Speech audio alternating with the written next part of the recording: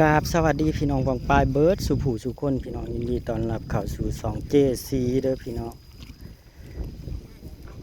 มาเบิ่งพี่น้องหมอลำจักลงมาแต่คณะใดพี่น้อง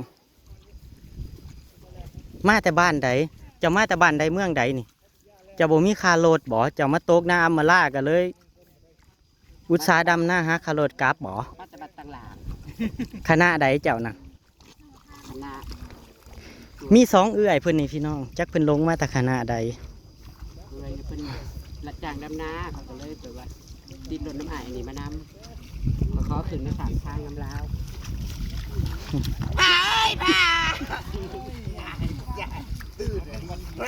อืม ตกใจหลาย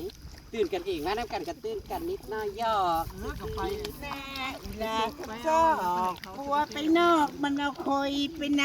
ำมันไปมันบ่ไปจะห้ำมันเอาคอยไปนำแล้วฉันจะเชิงอะไร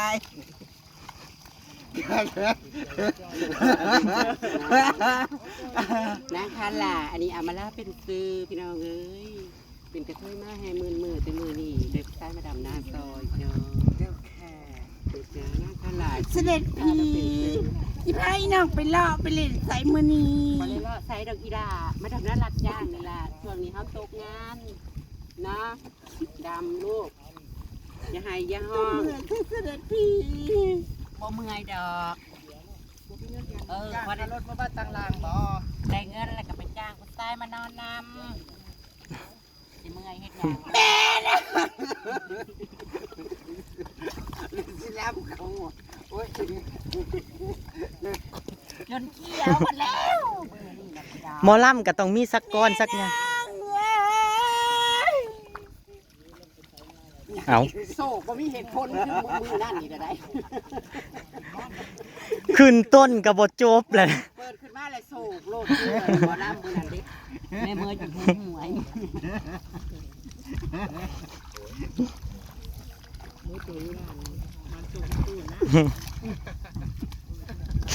โอ้ยแก้วกูจะไม่ยำดินหลายเทื่อไหนมันสิยำเดียบดิของเจ้ายังบ่ได้คือคอยเดินหากินแรงไปพร้อมได้นี่น่ะใส่ซื้อไปอยู่เอื้อยกับน้องพี่น้องเพิ่นเป็นหมอลำเอื้อยกับน้องนี่จักเพิ่นลงมาแต่บ้านได้ยินเพิ่นเว้ามาว่าบ้านต่างล่างพุ่นพี่น้องลงมาแต่ไกลอยู่พี่น้องแล้วก็แก่มาถิ่มลงนี่จ้างดำน้มองนี่เขาจ้างดำหน้าพี่น้องหมอลำไทยใต้บ่นี่น่ะบ่เดี๋ยวแม่นแลแสงหูบ่แล้วเฮ้ยได้หมอลำทั้งภาคใต้พี่น้องจักเพิ่นลงมาจังใดบูบ่ฮู้คือกันบังเอิญหน้าทงนี่ผัดว่ารับจ้างดำหน้าพี่น้องกินอยู่นอนน้ำพี่น้องแจ๊กมือเพิ่นสิกลับพี่น้อง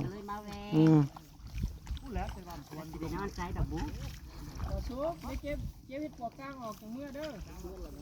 ที่ออกอยู่ป่ะล่ะออกแล้วจังหวะนี้ดำได้จัดไปอยู่น้ำก็กินงูจะมือละโตเลยเด้อดำหน้าไว้พี่น้องพูนเขาได้ว่าล้ำเป็นเดี๋ยวได้จ้าดำหน้าเราไว้ที่ไว้เป็นทุกอย่างพี่น้องหมอลำกับเป็นเศร้าให้เศร้าหน้ากับเป็นพี่น้องดำหน้ากับเกงไทยหน้ากับได้พี่น้องเบิ้ลไทยนี่ใช้หูร่วมกันเนาะก็ได้ไรเป็นคนไทยนะก็จะไทยอาจจะตัดรับตาเลยเด้เดี๋ยวก็มือตาดีกว่า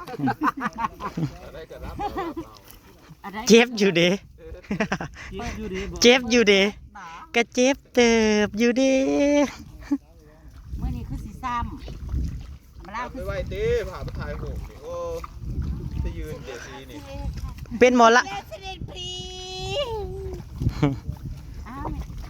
เป็นหมอลำก็ต้องดำน้ำเต้นน้ำตีแหละ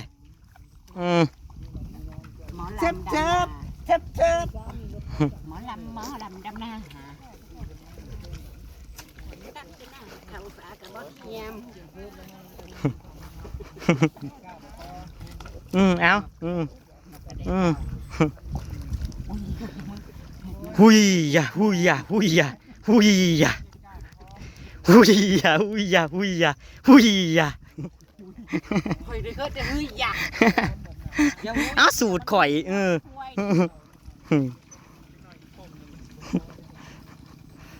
คือเอลดีแท้คือเอลดีแท้หมอลำสองเอ่ยน้องนี่เอลดีดี พวกเอาไปฝากป้าไปนะไม่ได้หัวขากลับรถเสือกยางหัวให้หัวรถกะไอ้ห่าโยเดิน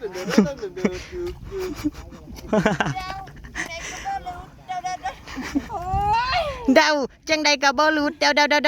ดาโอ้ยเนาะหมอลำ มาลำบากยังได้ไม่รับได้โอ้ยบ่พอกลับไปทำอาชีพเก่าเลยบ่เฮา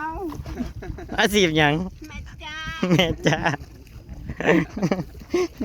เป็นหมอลำเงินเดือนบ่พอใส่บ่คือมาดำหน้ารับจ้าง เขาปิดวงแม่นาพ้นแล้วก็ หน้าฝนแล้วหมอลำเขาปิดพี่น้อง ได้กับปีนั้น ปีใดกับปีนั้น มาดับหน้ารับจ้าง หน้าไฟนี่คือเนาะ เงินเติมเรียนให้พอตายรวมเฮ็ดได้ซะเนาะ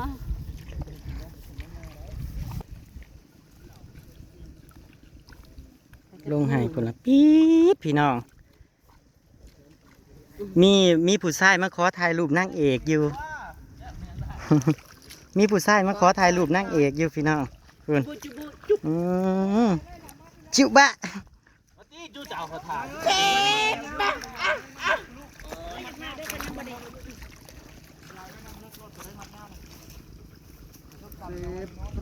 ไว้แน่ ไม่เดียวนี่ หมอลำสูตรเขียวนั่นโอ้ยหนหวยน้ำสูตรนั่นพูน เขาพุ่นเบิดถ้าติดท้ายเห็นอยู่หรอกเนาะ เจ้าทายเสีย ดำหน้าเตยพี่น้องใกล้สิแล้วแล้วพี่น้องใกล้สิแล้วแล้ว กำลังเต็งหน้าอยู่ล่างเต็มหมอละติดต้นไม้ติดต้นไม้ล้ำ แม่ขออยู่กลางวิธีนะบ่แม่นอยู่พัฒนา แค่นะ ดำเป็นอะไรกระด ดำลงทางนี้แล้ว ตามลงท่านี่แหละ เดี๋ยวนี้ไม่ขาวสิมาดำก็ได้ประดำมือนี่ดำหน้ามา7-8 มื้อแล้วผมจะลาให้แต่งสิบอกปัจจุบันมาดำมือนี่ย้อนอีต่อไปซื้อสุดลาติมานี่ ำมันก็ใส่ผัดยันมันลื่นก็ เดี๋ยวก็มีหมองขาวอยู่ ฉันบ่ใส่เกียร์เขา โอ้ยแรง เจ้าบ่ดำไปดีนะเอ้ย เดี๋ยวก็ไม่ได้มีหมองขาวนะ แดดมันจะเลี้ยเจ้าบ่ได้ดอกบ่ได้สะดุ้งข้างหน้าดอกจ้ะ อย่ามาได้ไม่เสียวข่อยขาวพี่หยังนี่ เอาผู้เดียวน่ะ ว้าวให้แม่เสี้ยวอีกแล้วจุดประชัน บอไม่เสียว ก็ ข่อย ยังว่าเราบ่ได้มักย่อ แล้วบ่มักย่องบ่ อุ้ยดำดิ อุ้ยดำเด้ ดำหน้านะ ดำนะอันนั้นหุ่นดำไว้อีหลี แกงกัดมาเลยตุ๊ดแต่จะออกเพราะตุ๊ดนี่ งัดทั้งเอา ลมมันหู แล้วว่ะ ข้างขี่ว่าแกงออกบ่ได้ อืม ลมมันหูนะ คือจะบ้าตาย จะบ้าตายเอาขอจบว่าปวดท้องกี่เดี๋ยวใครจะมาปวดอยู่ทะลุว้าวเรื่องนี้ปวดบ่จัง รถโลดจะดูมีลูกไหมฮะ ว้าวเลิศไม่เสียวว้าวเลิศ มากแบบนี้เนาะกำลังสิเอา กันสั่งเขาสิอยู่น้ำกันได้บ่สั่ง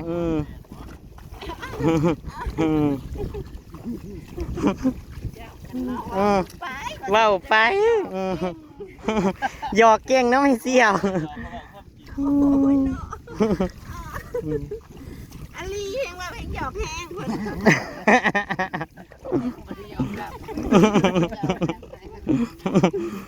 บ่ได้สะทบบ่ได้สะทบสะท้านหยังดอก ไปเขาแบบตรงๆไหลมียังเขาก็บอกตรง บ่ได้หยอกบ่ แม่ เจ้าลองหยอกกันมาล่าดู นั่นคืองานอยู่เราหยอกก็นี่เราหยอกดีดิ แล้วให้สม่วนต้องมาทางไหน ค่อยสิมาส่ง ข่อยสิเมื่อส่งบ่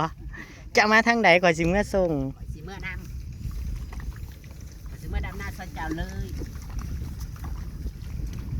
ขายดี ลกไปดำหน้านะบาซุก บ้านตั้งลางพี่น้องไผสิไปนะ คนคือมาต่อหมูเนี่ย ต่อสนุกนะ เป็นหนึ่งซ้ำไก่ป้ามาต่อไก่บ้านนกเขานกเขา ตัวเดียวเรามาต่อเอาหมูเป็นคู่ แล้วคนสิต่อได้บ่เนาะ ไปบ่ได้โอนเด้อเจ๊ นะโอนจะโอนQR มา ใครดอกเอ้ยใหญ่เข้าใจปั๊ม โอนจะพูดเด้เนี่ยเนาะ 200ตัวคนนึง ป่าเขา เงิน7 4ช่องมันก็คือของ เอา ช่อง ดับ เบิ้ง หน้าอยู่ดีๆโกงวับเอา ช่องเบิ้งมันยังอยู่เจ้าบ่หยาดไข่มันเลี้ย ยั ง นว่า เลี้ ยั ย น ง มั กัน นน้อยเล่นออก เสื้อผัดที่กันกับดอกอยู่ ไปรักษาวพี่น้องไปรักษาว ไปหลักซาวไม่ไปนะไก่ก็เกินมาหอดสายดอกอันนี้ก็อาจจะดำนะเที่ยมาแล้วเป็นมือสุดท้ายเลยล่ะพี่น้องเอ้ยแล้วลูกเขาก็อาจจะไปล้ำบ่แล้วเขาก็อาจจะไปล้ำมันมองไม่เพราะว่ามองนี่กับเบิร์ดเลยเด้น้ำกับบ่มีฝนกับบ่มาฝากบ่พร้อมเงินออมไว้ก็คอยซูนและพี่น้องบัดนี้ก็ได้น้าเคยทำเกณฑ์ฝันเห็นนอนนั่งกินบะหมี่ใจ คือจะไปรับก็ข่าวใจเด้เนาะ แล้วก็สิ้นใจตั้งไกลบ้านเสรางงานความหูตังโอ้ยแน่นอนหาเงินทำเลือกบ่ได้เดือนให้ใจบ่แพงละเมยแห้งแห้งอยากเมื่อบานคำเบาอำมาลายังกังวานมาหาเหือหาแห้งเฮ้ยเอาสะกอน คือบ่คึกบ่คักแถมหมอลำก็ได้ เอาแบบมาดำหน้าเนาะเอาก็บ่ได้ว่าตั้งใจล้ำหรอก บ่ได้คึกบ่ได้คักบ่ได้จวดบ่ได้จ้าด ดำหน้า ก็ว่าอยู่คือบ่มีงาน ปิดวงยังวะ ปิดวงหรือบ่มีคนจ้าง นี่งูสิงมาจาก 8 วันก็ทางลูกกะ มันบ่ได้เตยมื้อนี้บ่ได้เตยเดี๋ยวเอายังมาตรวจมาจัด รวมจังว่าเป็นทำมาแล้ว จัดหน้า ดวงใจเอ้ยทำไมนี่เลยคิดถึงเขาจังเมื่อหมดเขาไว้ก็นั่งอยู่หน้านั้น จักอีหยังดัง เห็นเขานั่งอุ้ยทรายอยู่นั่งภาพลวงตา หมอลำนำกันกันจนตื่นกันเถอะเป็นบาทเป็นบาท หมอลำเอื่อยกับน้องก็ตื่นกันเอง ต่างคนต่างขึ้นนะพี่น้องบ่ได้ขึ้นพร้อมกันแล้วก็บ่ได้นัดกัน ผู้ใดอยากขึ้นก็ขึ้น สมแล้วที่บ่มีงานบ่ได้แปลกเลยที่บ่มีงานที่มาดำหน้ารับจ้างนี่พี่น้อง งั้นเขาไม่ได้ไปงานจ้างได้แล้วเขาไปงานที่เขาไปซอยกับเจ้าเลย หาจังสิมาให้ดำหน้ารับจ้าง งานที่ละงานที่เขาไปก็คือมางานหมาไก่เห็ดบุญน้ำแมวเขาลาบเบิร์ดก็ซอยกับซอยเขาแรงน้ำกับเอาอยู่น้ำ เฮ็ดบุญน้ำหมาน้ำแมวก็จ้างเพิ่นได้เด้อพี่น้องหมอลำเอื่อยน้องนี่ บ่ได้เอาน้ำอยากเมื่อยดิมื้อนี้เขาก็อยากเมื่อยเฮ้ย อดเอามืออื่นก็แล้วเลยแหละมืออื่นเจ้าก็ได้กลับวงเจ้าเลยแหละเจ้าได้กลับบ้านกลับเมืองเจ้าเลยแหละมืออื่นน่ะ อดเอาอีกสักมือ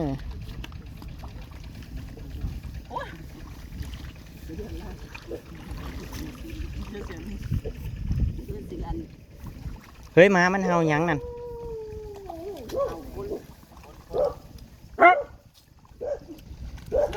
ได้แล้วเราเป็นคนเฮาเราคนเห็นบ่ได้แนวนี้ เราเลี้ยงงูเราเลี้ยงงูแล้วเงิน กับบ่เงินน้ ห้าวป่านพุทรายเงินหนึ่งกันเนาะเลี้ยงงูใหญ่ ำเสียงมันง่าย ห้าวอุด ก่อนเสียงใหญ่ปะนะ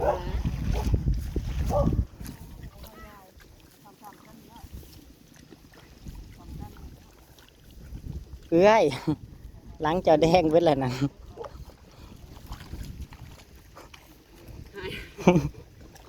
เศร้าปิดกระเทยแม่มแล้วทุกยากป่านนี่ เนาะตะกี้ว่ายั อันเป็นใต้แท้พระเจ้าบ่เป็น เป็นนางสบาย ยันได้เมียอีกเป็นใต้แท้ยันจะมีฮีบูมาจีบอีก ใช่เนี่ยว้าวซะเบิดเลยสนี่ยังมาบูดอยู่ สาวหน่อยแจมจันทร์นั่นดีดวงใจเอ้ยทำไมลิ้นเลยขอสักก้อนเนี่ยจะสิจบนี่หมอลำครบ อันนี้เคยบนมือ ก่อนเดียวหมดมือ ไอ้จังแต่ไรไว้กัน ลูกข้อ12สั่นพี่น้อง เห็นมันเป็นโรย กลางให้แก้มหยัง